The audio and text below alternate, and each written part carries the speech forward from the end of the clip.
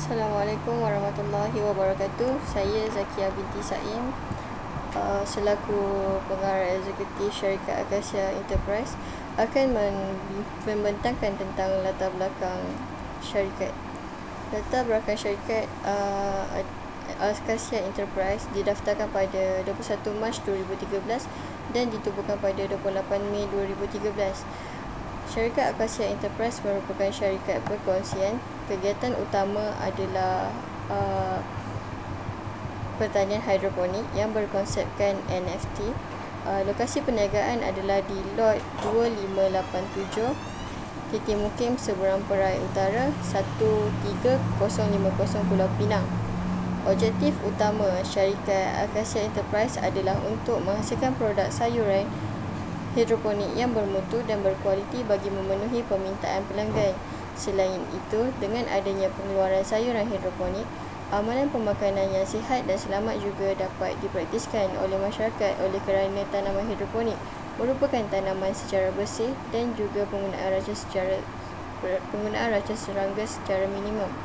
Tambahan lagi, objektif syarikat Akasia juga adalah untuk mencapai keuntungan yang setimpal dengan pelaburan yang dikeluarkan selain menambah pasaran sedia ada. Tapak projek bagi pertanian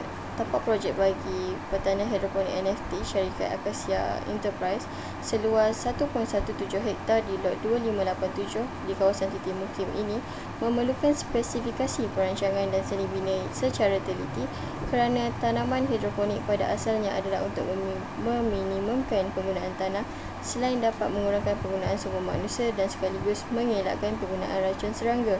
Oleh kerana kawasan ini pada asalnya adalah kawasan bekas tanah sawah, maka beberapa perkara perlu dipastikan sebelum aktiviti perniagaan dan peladangan dijalankan, misalnya aktiviti penambangan tanah. Bersebelahan dengan tempat rawatan air merupakan pusat penyimpanan baja nutrien, manakala kawasan peladangan hidroponik pula seluas 100 meter kaki persegi dan tangki baja nutrien terletak di belah timur kawasan ladang. Selain itu, dalam perancangan pelan tapak projek ladang syarikat Akasia Enterprise juga mempunyai kemudahan-kemudahan awam untuk menjaga kebajikan pekerja, misalnya tempat rehat, tandas, surau dan juga dilengkapi dengan kawasan tempat letak kereta bagi pekerja. Sistem trafik atau jalan juga disediakan bagi memudahkan urusan lalu lintas dan logistik bagi kenderaan keluar dan masuk, misalnya untuk membawa hasil tanaman. Bagi memudahkan pengurusan dan pentadbiran beroperasi, bangunan pejabat pula disediakan untuk memudahkan urusan pentadbiran dan pengurusan ladang serta perniagaan. Segala urusan perniagaan akan dijalankan di dalam bangunan pejabat supaya pekerja di bawah pihak pengurusan dan pentadbiran selesa dengan persekitaran kerja yang kondusif. Tambahan pula, syarikat Akasia Enterprise juga mempunyai bangunan jualan atau kios yang menjual hasil pertanian secara langsung atau secara terus dari ladang kepada pengguna. Hal ini memudahkan penduduk setempat untuk mendapatkan sayuran yang segar terus dari ladang. Kawasan ladang atau tapak projek hidroponik NFT ini juga dilengkapi dengan sistem keselamatan seperti pagar di seluruh kawasan ladang seluas 1.17 hektar dan juga terdapat sistem kawalan keselamatan oleh pengawas keselamatan yang dilantik. Tambahan pula, terdapat kawalan keselamatan lain seperti pilih bomba di kawasan ladang maupun bangunan seperti pejabat, tempat rehat, gudang dan sebagainya. Sistem jana kuasa elektrik juga disediakan bagi menjana kemudahan atau fasiliti seperti bekalan elektrik dan juga begitu juga dengan tangki sistem rawatan air dan saliran yang bertujuan membekalkan air keseluruhan ladang. Selain itu, reka bentuk hidroponik NFT juga ditunjukkan di dalam rajah yang tertera.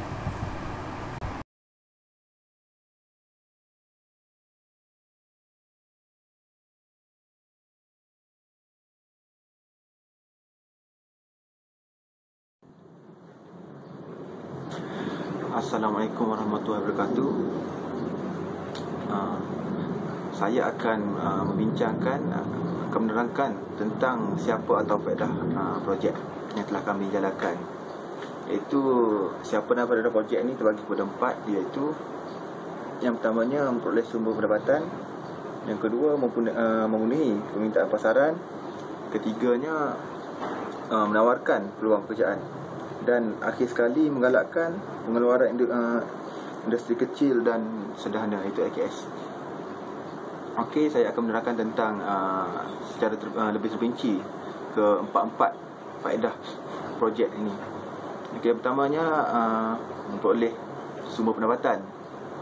Pertanian mengikut kaedah hidroponik ini membolehkan pengusaha dan pekerja memperoleh sumber pendapatan secara berterusan dan mencukupi untuk perbelanjaan harian mereka, simpanan dan sebagainya. Bagi pengusaha, hasil yang diperoleh mampu dijadikan modal pelaburan semula, sama ada untuk meneruskan projek yang sedia ada ataupun mengembangkan lagi projek ke tahap yang lebih besar dan maju, supaya sentiasa berdaya saing, memandangkan sektor pertanian secara hidroponik ini semakin mendapat tempat sebagai sebuah perniagaan yang berjaya, memberi peluang untuk mendapatkan pulangan pendapatan yang lumayan. Seterusnya ialah yang keduanya, memenuhi permintaan pasaran. Okey, kini lambakan produk pertanian semakin bertambah, terutamanya dalam pasaran negara, hasil daripada peningkatan dalam produktiviti oleh pengusaha pertanian di dalam negara, serta kemasukan produk-produk pertanian dari luar negara, terutamanya dari negara Thailand sebagai contohnya, menyebabkan pengguna mempunyai banyak pilihan dalam permintaan ke atas produk yang menjadi sumber makanan ini. Oleh itu, hasil pertanian yang dijalankan secara hidroponik ini dilihat mampu menyaingi produk-produk pertanian yang sedia ada di pasaran, kerana telah dijamin mempunyai kualiti yang baik serta berpatutan dari segi harga berbanding dengan produk pertanian yang menggunakan kaedah yang sedia ada. Okey, seterusnya ialah jangka hayat projek. Jangka hayat projek ialah kami telah memilih untuk jangka masa panjang. Projek tanaman hidroponik merupakan sebuah projek jangka masa panjang di mana produk ini akan dihasilkan secara berterusan, tetapi dari segi kuantiti dan tahap penghasilan adalah bergantung kepada keadaan ekonomi semasa juga. Tanaman hidroponik mempunyai jangka masa matang yang singkat seperti salak, iaitu 28 hingga 30 hari, sawi Jepun dan bayi hijau iaitu selama 25 hingga 30 hari. Walau bagaimanapun, tanaman sayuran ini akan ditanam secara berperingkat dan mempunyai tahap umur tanaman yang berbeza, supaya produk dapat dihasilkan secara berterusan dalam jangka masa panjang. Okey, jenis projek yang telah kami pilih ialah projek kekal. Iaitu pertanian hidroponik ini adalah sebuah projek kekal dan juga merupakan bahagian utama dari projek ini. Projek yang dihasilkan dalam rancangan tanaman hidroponik ini akan dijual kepada pembekal yang tertentu. Matlamat kami untuk menjadikan rancangan dalam projek ini sebagai projek kekal adalah disebabkan oleh kemampuan pengeluaran produk yang dihasilkan dalam memastikan projek ini menjadi sebuah projek kekal. Dianggarkan projek ini mampu bertahan selama 25 tahun dan ke atas. Seterusnya ialah perangkaian kerja. Jadual ini menunjukkan bahawa rangkaian projek tanaman hidroponik yang telah dijalankan oleh kami, iaitu bermula dengan permulaan mendapatkan maklumat projek, penetapan jenis projek, lawatan ke tapak projek, pelantikan kaki tangan, menyediakan draft, penyediaan borang soal sidik, dan sehinggalah penyerahan projek, iaitu yang mengambil tempoh masa yang tertentu seperti yang telah ditunjukkan dalam jadual ini. Okey, seterusnya ialah analisis jalan kritikal yang kami telah dapat ialah bermula daripada 1 hingga 2, 2 hingga 8, 8 hingga 11, 11 hingga 13, 14 hingga 14 dan 14 hingga 15. Sekian, terima kasih.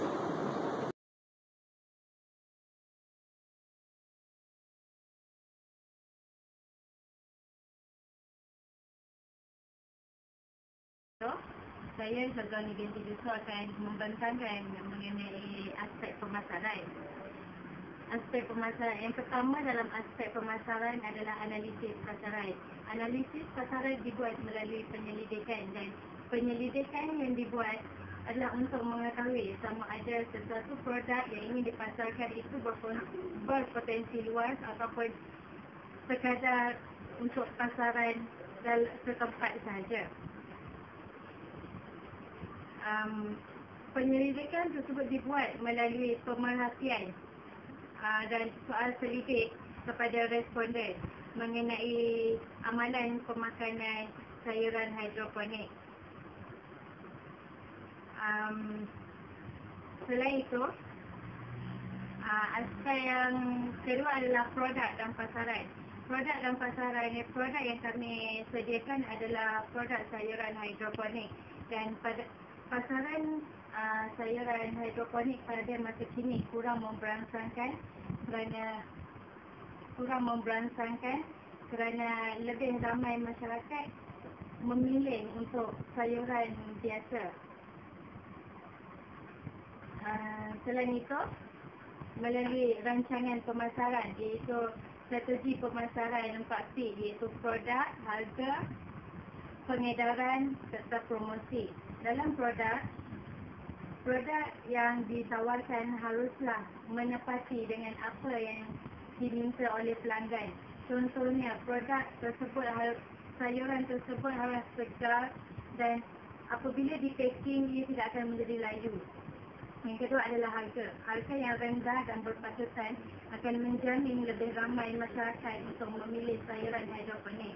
Kerana harga yang mahal akan menyebabkan mereka tidak mampu untuk memiliki dan membeli sayuran tersebut.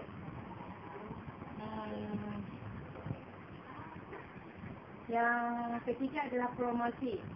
Promosi perlu dibuat bagi memastikan lebih ramai masyarakat mengetahui mengenai kewujudan sayuran hidroponik. Hal ini kerana apabila mereka mengetahui mengenai adanya sayuran hidroponik yang boleh memberikan mereka kelebihan dalam pemakanan, contohnya akan memberikan kesihatan tubuh badan kepada mereka, menyebabkan mereka lebih mudah untuk memilih produk tersebut. Yang keempat adalah pengedaran ataupun tempat. Pengedaran ataupun tempat bermaksud cara sesebuah syarikat itu ataupun sesebuah organisasi itu melakukan urusan jual beli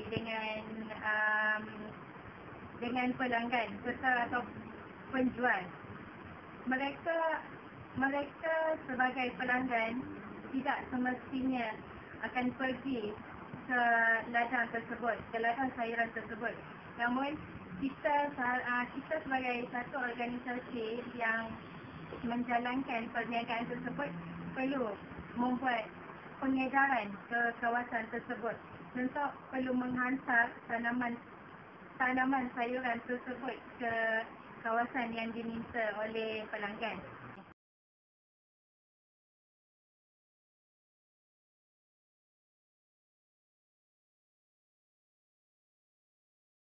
Bismillahirrahmanirrahim. Assalamualaikum warahmatullahi wabarakatuh. Saya Yusma Fariza binti Yasin selaku pegawai pemasaran dalam projek kami. Sekarang ni saya akan membentangkan tentang beberapa aspek dalam CPP ini, iaitu pelaksanaan projek, sumber keuangan, peralatan, kos pembangunan, kos penghantaran, pembinaan infrastruktur dan prasarana, informasi iaitu pengiklanan, tenaga pekerja organisasi dan juga pernyataan masalah. Okey. Di sini saya ingin menyatakan tentang pelaksanaan projek. Tanggungjawab utama dalam pelaksanaan projek adalah memastikan semua aktiviti syarikat berjalan dengan lancar dan mengikut perancangan yang dijadualkan. Seterusnya, dalam pelaksanaan projek ini, kita haruslah memastikan semua aktiviti dan operasi syarikat adalah terkawal termasuklah dengan membantu pengurus-pengurus yang bertugas dalam operasi seharian. Seterusnya, memastikan semua kaki tangan syarikat menjalankan tugas masing-masing berdasarkan tugasan dan jadual supaya tiada penyelewengan berlaku. Seterusnya, dalam pelaksanaan projek juga, kami bertanggungjawab dalam menyelesaikan setiap masalah yang tidak dapat diselesaikan dengan nasihat pengurus-pengurus. Selain itu, mengurus serta mentadbir hal ehwal berkaitan pejabat dan pengurusan harian. Seterusnya, merangkap sebagai wakil bagi pihak syarikat semasa berurusan dengan pihak luar sekiranya ketiadaan pengurus besar. Tambahan pula, mempertingkatkan motivasi para pekerja dan menjaga kebajikan para pekerja untuk memastikan mereka sentiasa ingin berbakti kepada syarikat dan memastikan wujudnya suasana yang harmoni antara para pekerja dengan pihak pengurusan, dan akhir sekali menentukan pengambilan pekerja yang dibuat berdasarkan sarana dan objektif syarikat. Okey, seterusnya saya akan menerangkan tentang sumber keuangan.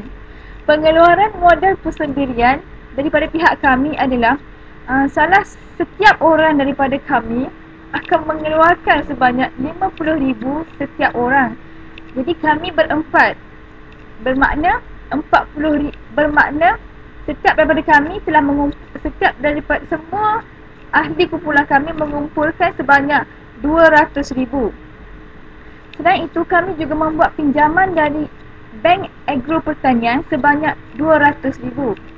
Anggaran belanjawan yang telah kami laksanakan adalah berdasarkan maklumat yang diberikan oleh Jabatan Pertanian, petani-petani kecil yang mengusahakan penanaman sayur-sayuran dan para peniaga di pasar tani. Selain itu, pihak Jabatan Pertanian telah memberi satu garis panduan maklumat mengenai kos-kos bagi kelengkapan penanaman sayur-sayuran dengan menggunakan kaedah hidroponik. Seterusnya, dari segi peralatan, terdapat beberapa alatan yang kami perlukan dalam menanam penanaman hidroponik. Antara peralatan tersebut adalah set kezponik yang berharga RM45 setiap set. Seterusnya, takung hidroponik iaitu berharga RM15. Penutup polistiren berharga RM10, bakul meja sebanyak 40 sen bagi setiap bakul. Seterusnya, benang meja sebanyak RM1 setiap benang, baja hidroponik sebanyak RM20 setiap satu beg, cawang penyukat sebanyak 60 sen, biji benih yang berharga RM1.50 untuk setiap jenis benih, dan paip PVC yang bernilai RM15 setiap batang. Okey, seterusnya dari segi pembinaan infrastruktur dan prasarana. Di sini terdapat sebanyak 12 perkara atau bilangan yang telah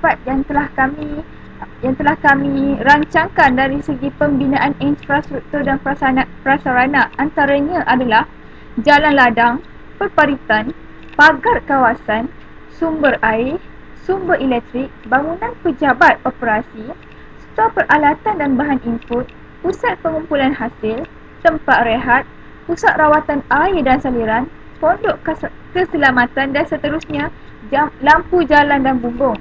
Kesemua kos dari segi pembinaan infrastruktur dan prasarana adalah sebanyak RM62,500. Selain itu, kos penghantaran pula, kami telah menetapkan kos penghantaran kepada 3 tempat utama, iaitu pusat membeli belah di seberang proyek utama, pasar tani kepala batas dan juga di kedai runcit di kawasan kepala batas. Harga setiap